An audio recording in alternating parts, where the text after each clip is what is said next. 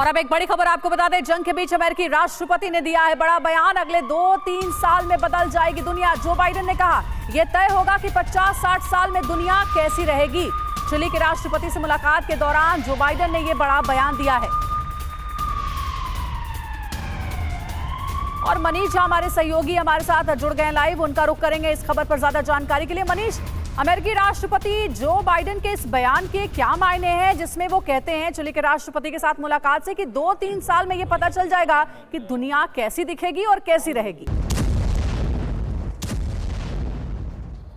देखिए, पिछले 2 साल से रूस यूक्रेन युद्ध और अब इजरायल और हमास के युद्ध देखने के बाद पहले से ही पूरी दुनिया के लोगों को लग रहा था कि पता नहीं क्या होगा, लेकिन राष्ट्रपति जो बाइडेन जो कह रहे हैं उसका मतलब तो यही है कि आने वाले अगले 2-3 साल और भयानक होने वाले हैं और इससे पूरी दुनिया की तस्वीर बदल जाएगी। वैसे भी अमेरिका के राष्ट्रपति जो बोल रहे हैं इसका मतलब है कि अमेरिका के मन में अमेरिका का कुछ और प्लान है जो अगले 2-3 साल में और दिखाई देगा। तो क्या हमारे सामने कुछ और युद्ध आने वाले हैं? क्या जिस मध्य पूर्व के युद्ध के विस्तार होने की या तीसरे विश्व युद्ध की हम बात कर रहे हैं, यही बात अमेरिका के राष्ट्रपति भी सोच रहे हैं? क्योंकि देखिए, अमेरिका के राष्ट्रपति न केवल दुनिया के सबसे शक्तिशाली राष्ट्रपति हैं बल्कि सबसे बुजुर्ग हैं, सबसे अनुभवी हैं। और अगर उन्हें यह लगता है कि अगले 2-3 साल में दुनिया ऐसी बदल जाएगी कि अगले 50-60 साल तक दुनिया कैसी दिखेगी यह तय होगा, तो इसका मतलब है कि बहुत बड़ा भूचाल आने वाला है अगले 2-3 साल में, जिसके बारे में वो चिली के राष्ट्रपति से जिक्र कर रहे थे। मनीष, लौटेंगे हम आपके पास। और देखिए, एक और बड़ी खबर आ रही है। हमास के खिलाफ आईडीएफ को मिली बड़ी कामयाबी। आईडीएफ के हाथ लगे हमास के खुफिया दस्तावेज और वॉर प्लान। हमास की 2 कमांड पोस्ट पर आईडीएफ ने कब्जे का दावा किया है। नजाबा कमांड पोस्ट और जबालिया हेडक्वार्टर पर कब्जे का दावा किया गया है। तो अहम दस्तावेज हमास के वॉर प्लान को लेकर मिले हैं और ये दावे इजराइल की तरफ से किए जा रहे हैं, जिसमें वॉर प्लान का जिक्र है, हमास के आने वाले समय में युद्ध की रणनीति का जिक्र है।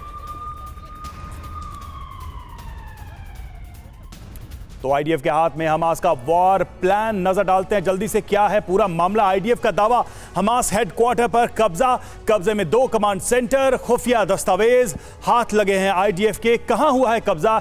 ये देखिए, नजाबा हेडक्वार्टर जबालिया यूनिट पर कब्जा हुआ है। क्या हाथ लगा है आईडीएफ के? तो operational map, control table, war plan, सुरंगों की डिटेल, कमांडर्स की सूची, ये सब हाथ लगा है। और इससे क्या फायदा हुआ आईडीएफ को? तो आईडीएफ का ऑपरेशन तेज होगा, हमास की कई पोस्ट नष्ट और हमास की क्षमता का आकलन भी आईडीएफ आसानी से कर पाएगी। हमास कमांडर्स के लोकेशंस के बारे में पता चल पाएगा और लड़ाकों की तैनाती का पूरा ब्यौरा आईडीएफ के हाथ लग गया है। ऐसे में टनल्स को लेकर जो बड़ा ऑपरेशन चलाया जा रहा है आईडीएफ की तरफ से, उसमें काफी मदद मिल सकती है। हमारे साथ इस वक्त defence expert commander Atul Bharadwaj जुड़े हुए हमारे स्टूडियो में मौजूद हैं। भारद्वाज सर, ये जो उपलब्धि है या ये जो रिकवरी है, इसमें क्या समझ में आता है? ये जो वॉर प्लान लीक हुआ है, क्या इससे हमास की हार तय मानी जाए? क्या हमास को हराना आईडीएफ के लिए और आसान हो जाएगा? देखिए, वॉर प्लान का मिलना आईडीएफ के लिए एक बहुत अहमियत रखता है। अहमियत इसलिए रखता है क्योंकि अब उसके ऊपर एक ये प्रेशर है कि वो कोलैटरल डैमेज कम से कम हो, कम से कम सिविलियन मारे जाएं। अब जब उसके पास वॉर प्लान आ जाता है, हमास के टारगेट्स आ जाते हैं, टनल के बारे में ज़्यादा इन्फॉर्मेशन आ जाती है, तो वो एक टारगेटेड अटैक्स कर सकता है, एक प्रिसीशन गाइडेड अटैक कर सकता है हमास के ऊपर, जिसके चलते हुए कम से कम लोगों की सिविलियंस की हत्या और उसके ऊपर प्रेशर कम पड़ता है आईडीएफ के ऊपर जब वो ये अचीव कर पाता है। तो और जितना उसके पास प्लान्स इंफॉर्मेशन आएगी, जितनी इंफॉर्मेशन आएगी उतनी ही तरीके से स्पीड के साथ वो इम्प्लीमेंट कर सकेगा अपने प्लान्स को। आईडीएफ के लिए ज़रूरी है कि हमास की इंफॉर्मेशन, मैक्सिमम इंफॉर्मेशन वो गैदर करता रहे ताकि उसका प्लान जल्दी एग्जीक्यूट कर सके। जो भी ऑपरेशंस आईडीएफ को एग्जीक्यूट करना है वो जल्द से जल्द कर सके। ठीक है, सैटेलाइट इमेज से इजरायली प्लान से खुलासा हुआ है। गाजा में इजरायली सेना की बड़ी तैनाती। आईडीएफ ने गाजा के कुछ इलाकों को घेरा है। आईडीएफ की ग्राउंड फोर्स के निशाने पर है हमास।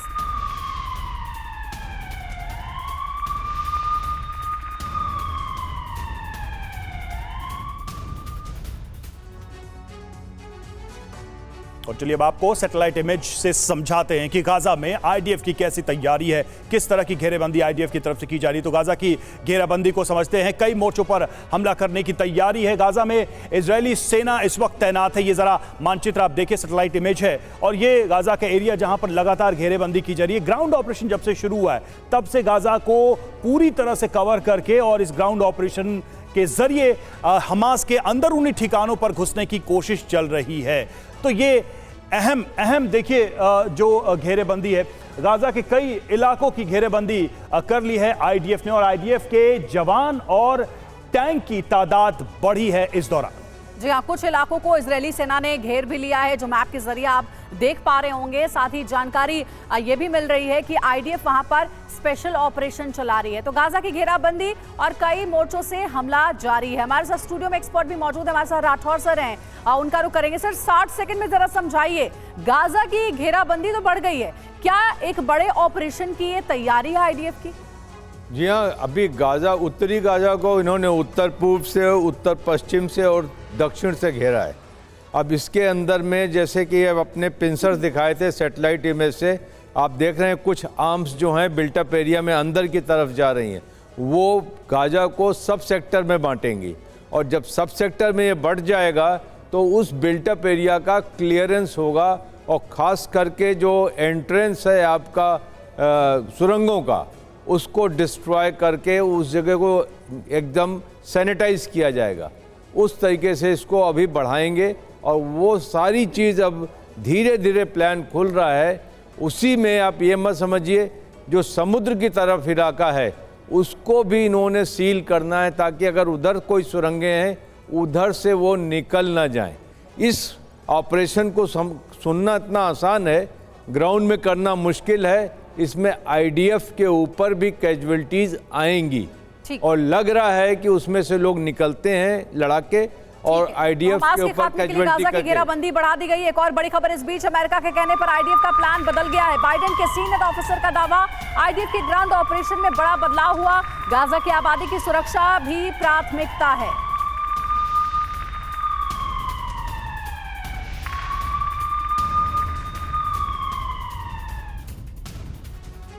और अमेरिका का निर्देश, आईडीएफ का प्लान बदला। लगातार अमेरिका बहुत सावधानी के साथ आईडीएफ को, इजरायल को इंस्ट्रक्ट भी करता रहा है कि इस वॉर में आगे कैसे बढ़ना, ऑब्जेक्टिव्स हासिल करने, लेकिन कुछ नियमों का ध्यान रखना। आईडीएफ का नया वॉर प्लान ब्लाइंड स्ट्राइक नहीं करेगा आईडीएफ, ये अहम बात है इस वॉर प्लान की। और अमेरिका ने आईडीएफ को आगाह भी किया है कि ग्राउंड ऑपरेशन में सावधानी बरती जाए। साथ ही लोगों पर हमलों से अरब देश भी नाराज बताया जा रहा है। देखिए, आईडीएफ का नया वॉर प्लान एक तरफ और दूसरी तरफ वॉर प्लान आपको बता रहे हैं ब्लाइंड स्ट्राइक नहीं करेगा आईडीएफ, ये नया वॉर प्लान है। क्यों बदला गया ये वॉर प्लान? लोगों पर हमलों से अरब देश नाराज है, अमेरिका पर दबाव पड़ रहा था, इसलिए इजरायल को ये कहा गया करने को। आम लोगों को निशाना नहीं बनाएंगे और ये रीजन इसका ये है कि अरब देशों की नाराजगी इससे दूर होगी, जो आम लोग इससे प्रभावित हो रहे हैं, और मकान, दुकान, संस्थान पर हमले बंद होंगे। विश्व युद्ध की आशंका इससे कम होगी, ये कारण इसके पीछे बताया जा रहा है। साथ ही कई वॉर फ्रंट खुलने का डर था।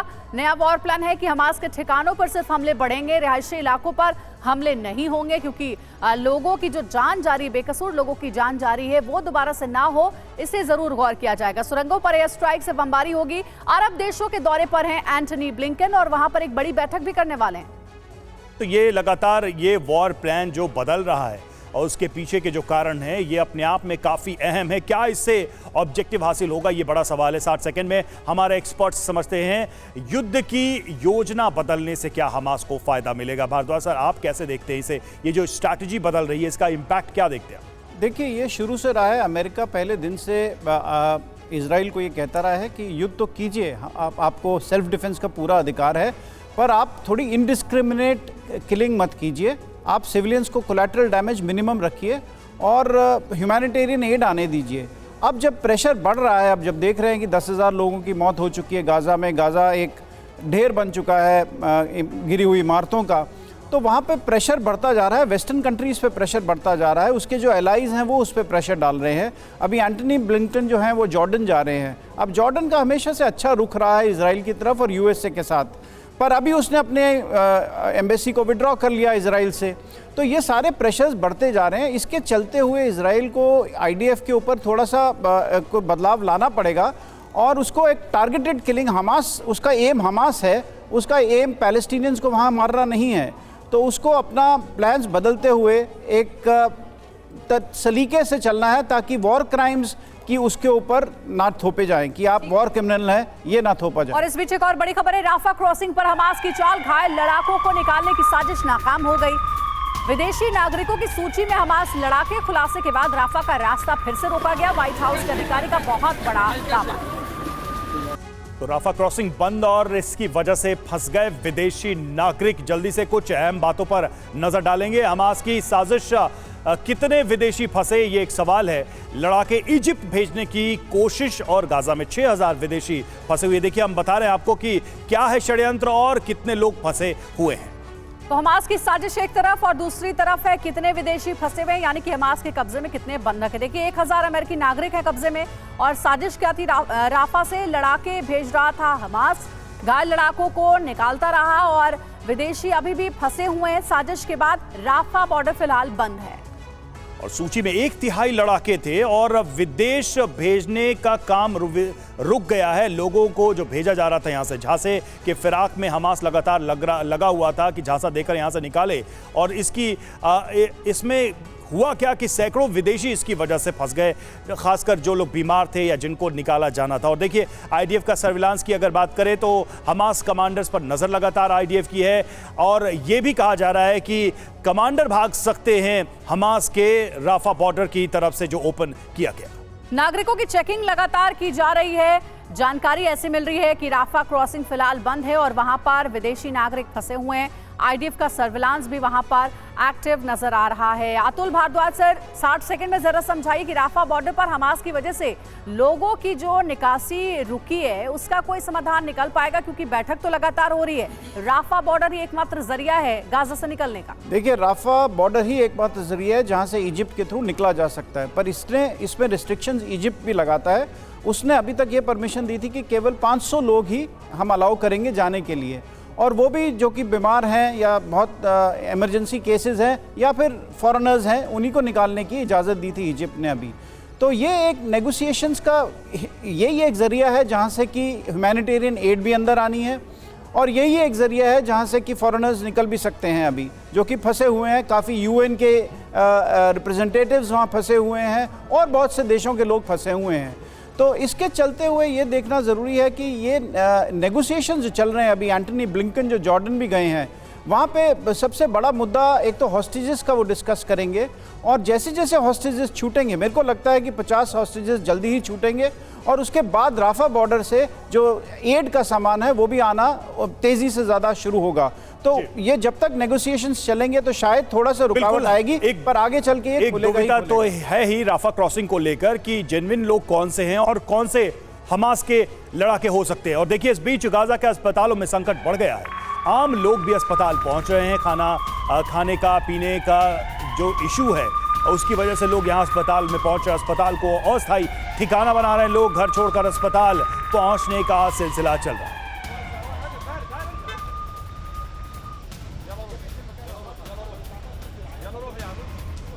पाकिस्तान के मियांवाली में सर्च ऑपरेशन अभी भी चल रहा है और आतंकियों के छिपे होने की आशंका बनी हुई है। बड़ी खबर आपको दे रहे हैं, बेस में घुसे सभी आतंकी मारे गए हैं। पाकिस्तानी सेना का यह बयान है। सभी 6 हमलावर मारे गए हैं। 3 फाइटर जेट को नुकसान पहुंचा है। तो इस आतंकी हमले पर पाकिस्तान की आर्मी की ओर से यह बयान सामने आया है कि 3 फाइटर जेट को नुकसान पहुंचा है और 6 आतंकी जो घुस आए थे बेस में, सभी को मार दिया गया है। और पाकिस्तान का अहम एयरबेस है मियांवाली, जहां पर यह हमला हुआ और कई चीनी फाइटर प्लेन एयरबेस में तैनात थे, जिसमें JL-8, JL-7, MiG-21 प्लेन तैनात, और आतंकियों ने फाइटर प्लेन को निशाना बनाया। आतंकी संगठन तहरीके जिहाद पाकिस्तान का कई सैनिकों को मारने का भी दावा है। और हमारे साथ यूएस राठौर सर भी हैं। सर जरा 60 सेकंड में समझाइए, पाकिस्तान में ये जो असुरक्षा का माहौल है, आतंकी हमले कई हुए हैं और कहा यह भी जा रहा है कि पाकिस्तान क्या अपनी करतूत की सजाएं भुगत रहा है, क्योंकि लगातार उस पर आरोप लगते रहे हैं कि पाकिस्तान की जमीन पर आतंकी पालते हैं, पोसते हैं और वहीं पर आतंकी हमले लगातार हो रहे हैं। देखिए अंजलि, ये पाकिस्तान की नीयत यह है कि उस तरीके जो उन्होंने किया है वो आज भुगत रहे हैं। सितंबर अक्टूबर में इस साल के सबसे ज़्यादा आतंकी हमले वहाँ हुए। अभी केयर टेकर गवर्नमेंट है और वो अफ़गानी शरणार्थियों को भी ज़बरदस्ती अफ़गानिस्तान भेज रही है। हो सकता है ये ऑपरेशन, ये जो अटैक हुआ है, इसका मोटिवेशन ये भी हो सकता है कि ये एक अनप्लेजेंट थिंग वो इतने लाखों लोगों के साथ कर रहे थे। लेकिन आज पाकिस्तान के अंदर टेररिस्ट ऑर्गेनाइजेशन अपने आप को इतना एम्पावर समझते हैं कि इस्टेब्लिशमेंट पे कहीं जाकर हमला कर सकते हैं। अभी तक इसके निशाने पे आर्मी हुआ करती थी, आज आप देख रही हैं कि एयरफोर्स बेस भी आ गया है। और अगर एयरफोर्स बेस पे इस तरीके का हमला हुआ है तो ये पाकिस्तान की सेना और के लिए बढ़ेगा। बहुत चिंता की बात है। आप दोनों का बहुत बहुत शुक्रिया हमसे जुड़ने के लिए और इन खबरों पर विस्तार से दर्शकों तक उस पक्ष को समझाने के लिए जो वाकई में इन वॉर से जुड़ा हुआ है और काफी पेचीदा है। बहुत बहुत धन्यवाद।